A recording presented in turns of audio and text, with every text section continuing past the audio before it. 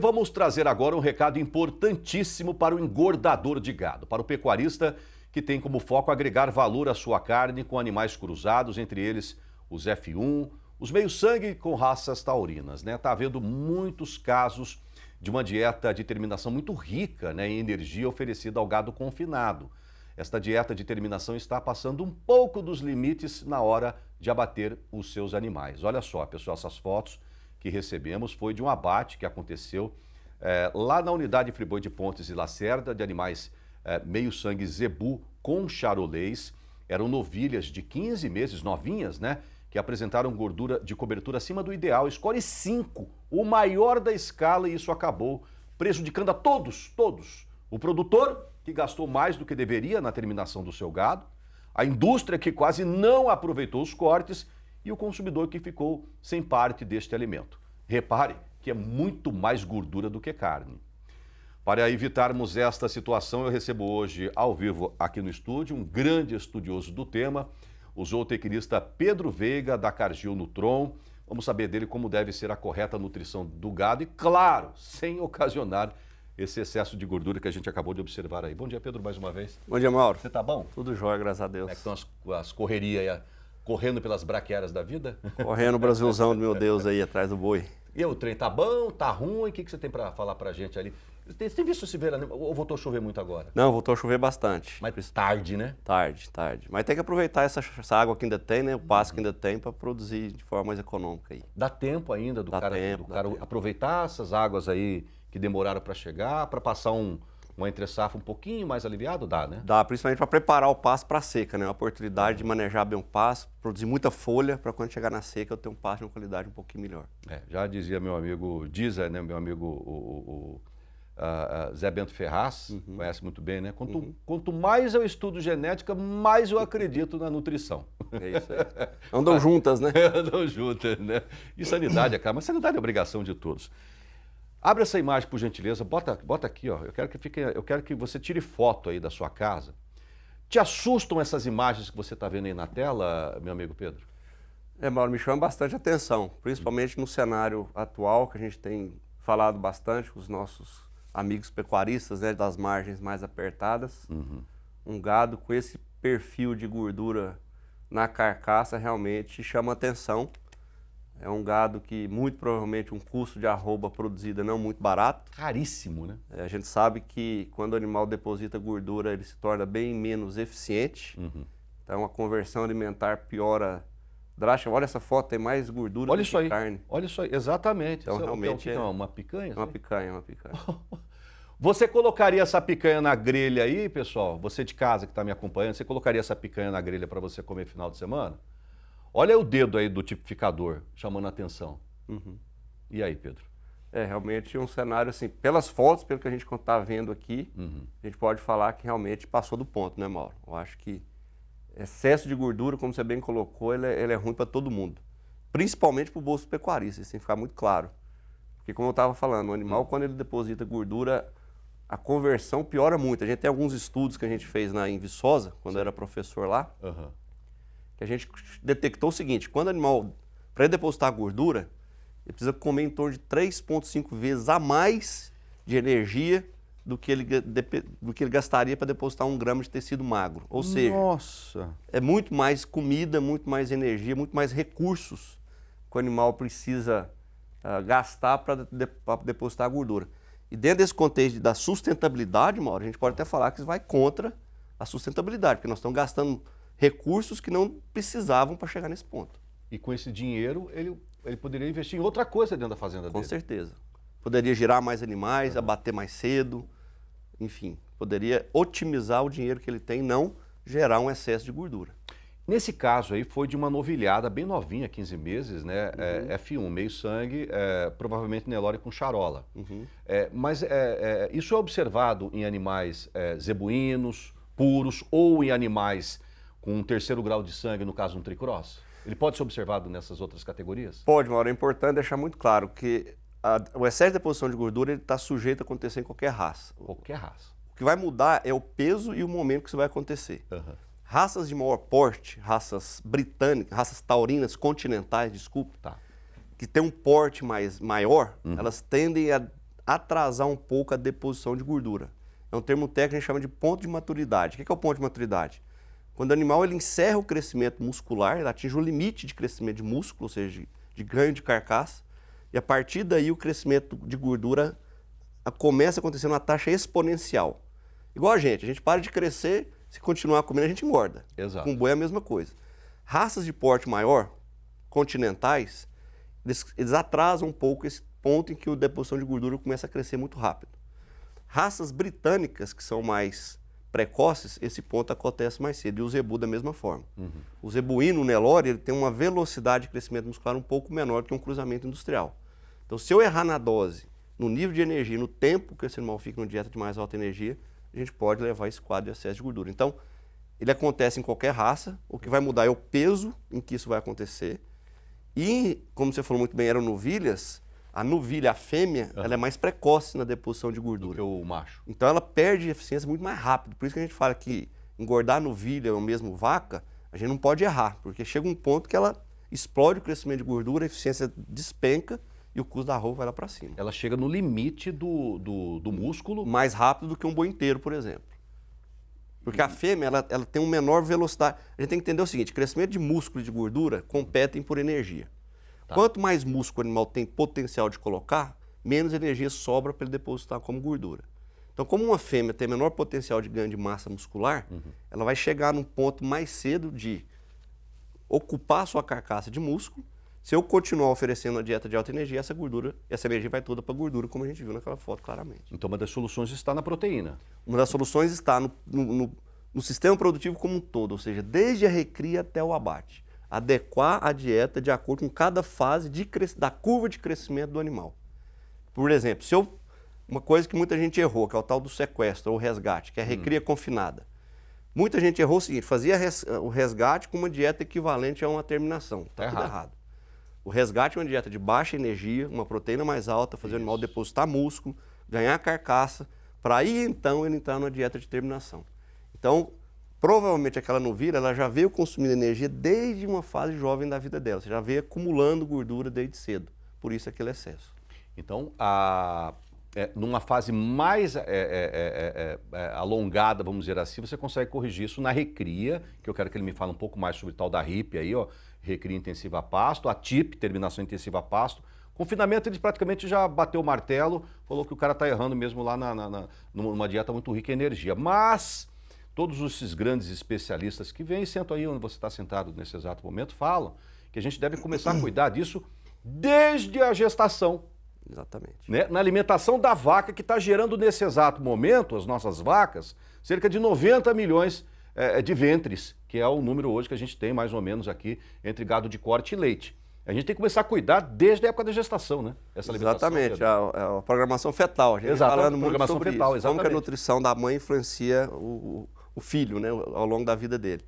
Então, se a gente errar na programação fetal, a gente pode errar tanto para mais quanto para menos.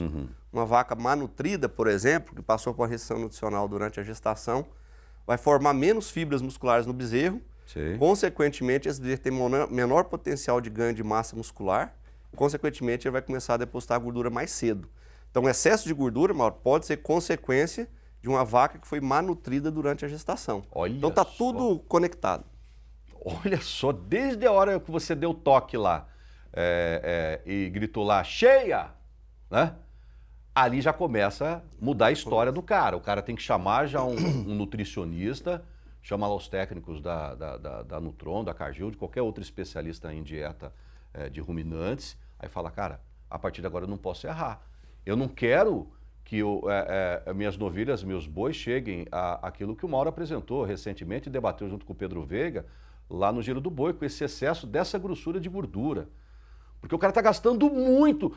A conversa do pecuarista não é equilíbrio de margem entre gasto e o cara aí, com certeza, ele pagou para trabalhar, não? Exatamente. Só voltando ao que você comentou, Mauro, é importante deixar claro para o pecuarista esse conceito da gestação. Tá. Que no terço médio da gestação, entre o terceiro e o sétimo mês, mais ou menos, onde ocorre a formação das fibras musculares do bezerro, do músculo do bezerro. Está sendo gerado ali. Está sendo gerado dentro do útero da vaca.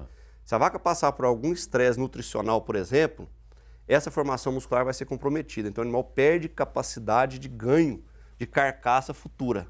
Então isso pode ser impactante para o animal dele.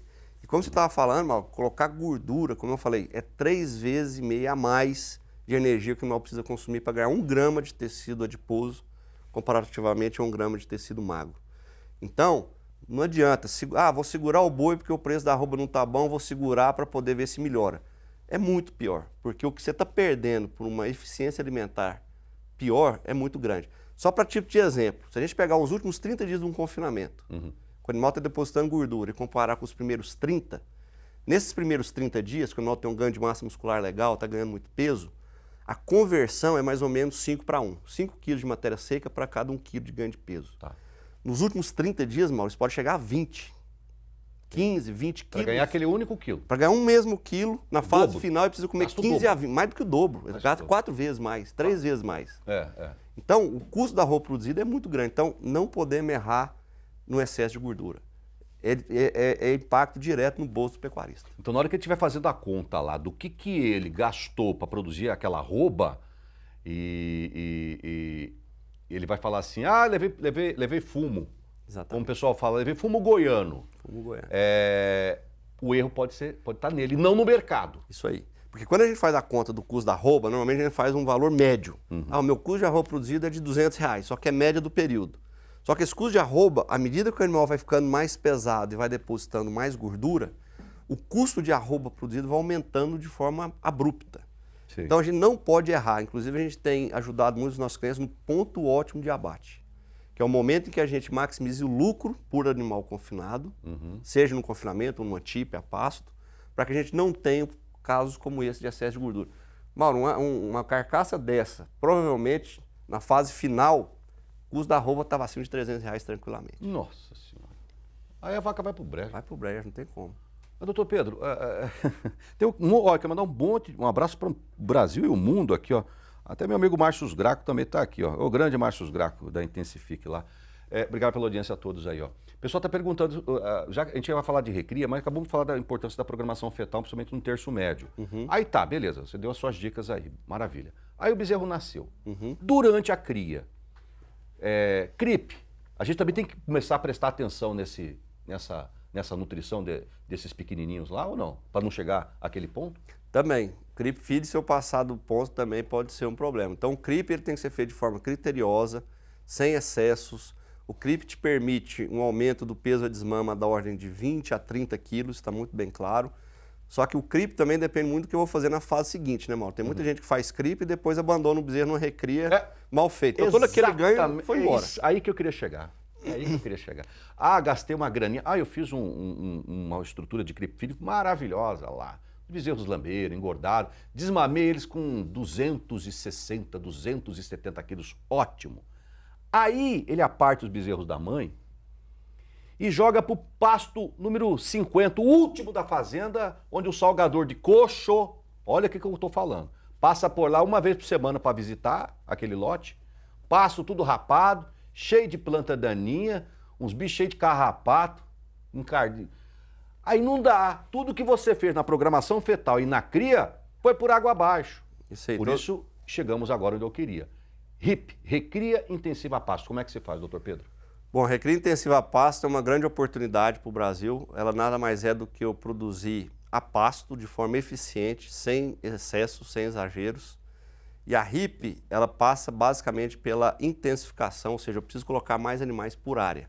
Muita gente acha que RIP é fornecer concentrado para o animal a pasto. Não necessariamente isso. A RIP, como a gente fala, Recria Intensiva a Pasto, ela se caracteriza por uma lotação alta, ou seja, nós vamos colocar bastante animal por área, vamos aproveitar o potencial das gramíneas tropicais de produzir bastante massa por hectare. Então isso passa, Mauro, obviamente, por um bom manejo da pastagem, por uma boa fertilidade do solo, correção e adubação de acordo com a taxa de lotação que eu vou trabalhar e, obviamente, estratégia de suplementação de acordo com o meu sistema produtivo. À medida que eu intensifico, eu coloco mais animais por área, dependendo da capacidade de suporte, eu preciso aumentar a suplementação até para causar o efeito substitutivo do pasto pelo suplemento. Mas a RIP tem que ficar bem claro. Qual que é o nosso objetivo? É que o animal ganhe em torno de 700 a 800 gramas por dia, principalmente pensando em zebu. Para taurino, cruzamento industrial, pode chegar até 1 quilo por dia. Passou disso, por que a gente fala que esse seria o limite? Porque é um ganho de peso que o animal está construindo carcaça, ele está crescendo tecido magro. Formando músculo. Formando músculo, esqueleto, osso, é o que a gente quer, sem excesso de gordura. Então, durante essa fase de crescimento, 700, 800 gramas no Nelore e até 1 quilo no taurino, no cruzado, é o ideal. É o ideal. Passou disso, o animal já começa a acumular gordura. Então, se eu faço uma RIP de um Nelore, por exemplo, e ele ganha 1,2 kg durante a RIP, o que vai acontecer? Ele vai começar a acumular gordura, eu vou atrapalhar a fase de terminação e eu posso ter um caso de excesso de gordura, por exemplo. E qual que é o consumo diário? Fala uma dieta assim para a gente, um Nelore, para ganhar 800 gramas durante uma recria. Um animal aí, acima que é de 12 arroba? 12 arroba, 12 arroba. Um pasto bem manejado, um pasto com bastante folha, rotacionado e tal. Com mineral aditivado a gente consegue chegar lá, numa lotação mais baixa. Mineral aditivado. Mineral aditivado, numa baixa lotação, baixo consumo. 50 gramas para cada 100 kg de peso vivo, por exemplo. Eu estou com uma lotação alta, passei para 3 UA, 4, 5 UA, aí eu já preciso começar a usar um proteico energético, um 0,5. Então, por exemplo, um garrote de 300 quilos comeria 1,5 kg, por exemplo, de um suplemento. E se eu quiser extrapolar, eu quero uma lotação de 10 UA por hectare, e eu vou ter que usar o argumento do efeito substitutivo, aí a gente precisa chegar num nível de suplementação mais alto, em torno de 1% do peso vivo. Só que nesse caso, o que é importante, que o consumo de energia total, que é pasto mais suplemento, não ultrapasse esse limiar de 800 gramas por animal dia. Que maravilha. Por isso a importância de você ter uma balança na sua fazenda. Ainda existe aquele número de cada 10 fazendas no Brasil, apenas uma tem balança? O professor Henrique Ortolani fez um levantamento recente. Abraço, professor Henrico. Isso aí, o número dele é 15% das fazendas só. Tem balança. De cada 10 fazendas no Brasil, apenas 1,5 possui balança. Quando você vai fazer um check-up lá, a enfermeira ela quer saber o seu tamanho, né? Sua altura e seu peso. Para altura ela usa 1 metro, para peso ela usa uma balança.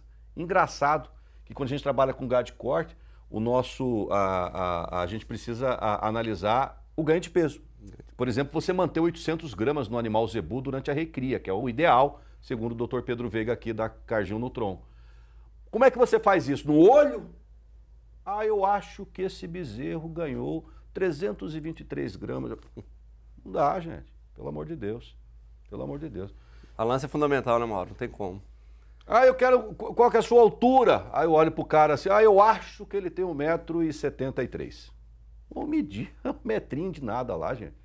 Aí não é um investimento. O cara prefere trocar a caminhonete lá do que comprar uma balança para poder pesar o dinheiro, o boi, saber o que ele está fazendo, que é o que vai dar dinheiro para ele trocar a caminhonete todo ano dele.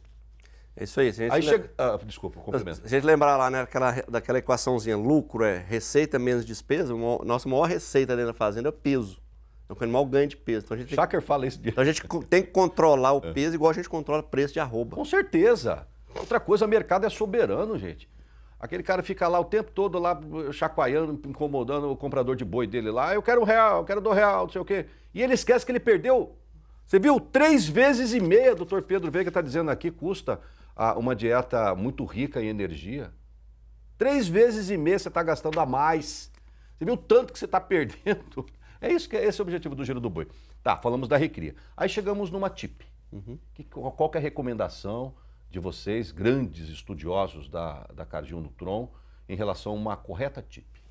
Bom, é bom deixar claro o que é a TIP. O conceito da TIP é quando eu forneço pelo menos 1,5% do peso vivo do boi em ração a pasto. Perfeito. De 1,5% a 2%. Uma imagem de uma TIP aí. É isso aí. Então, quando a gente fornece de 1,5% a 2% do peso vivo do boi a pasto em ração, isso caracteriza TIP. A TIP, Mauro, é um sistema de produção quando eu tenho uma alta lotação a pasto, em que realmente só o pasto não é suficiente. Então, a gente tem clientes, por exemplo, trabalhando com a lotação em torno de 10 UA por Na verdade, se a gente parar para analisar, esse pasto já está meio judiado dessa fazenda aí, tá? Então, esse pasto, na verdade, é só uma imagem meramente ilustrativa, mas eu não recomendo que o pasto chegue àquele patamar ao fundo ali, né, doutor Pedro? Exatamente. Nesse caso, como a gente pode ver, o consumo de ração pode chegar a níveis de 2,2%. Cara, já está gastando mais do que deveria. Por isso que eu falo, tem que cuidar do pasto primeiro. Exatamente. Né? Mas a TIP permite você intensificar porque nós estamos fornecendo ração à vontade no coxo. É verdade. Então é uma ração que vai ter em torno de seus 13, 14 de proteína, um nível de energia alto, em torno de 62, 63% de NDT. Aditivos usados de forma corretamente. E o mais importante na TIP, Mauro, é o manejo do fornecimento da ração. Não pode faltar, como você bem colocou. Duas vezes? Uma vez acho que é o suficiente. Uma vez é suficiente, vai depender muito da capacidade operacional. Se Tá. o coxo, né, se o coxo for suficiente para segurar todo o volume de ração, dá para fornecer uma vez só. Tá. Caso contrário, 2 vezes. Entendi.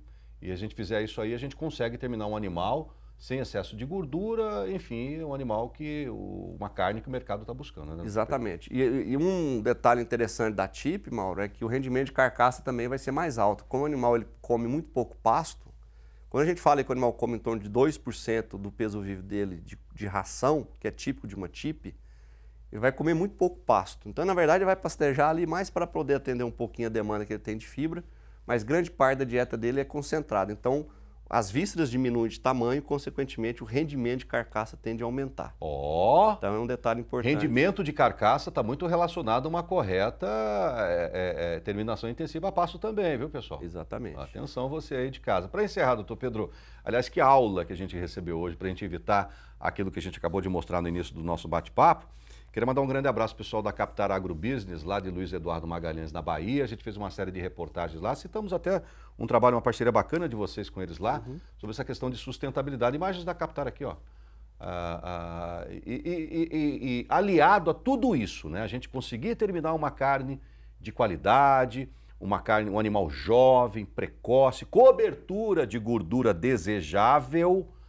Além disso tudo, a gente está trabalhando em prol das nossas futuras gerações, reduzindo a emissão de gases de efeito estufa. Imagens da Captar aí lá na Bahia, né, doutor Pedro? Trabalho bacana de vocês lá, hein?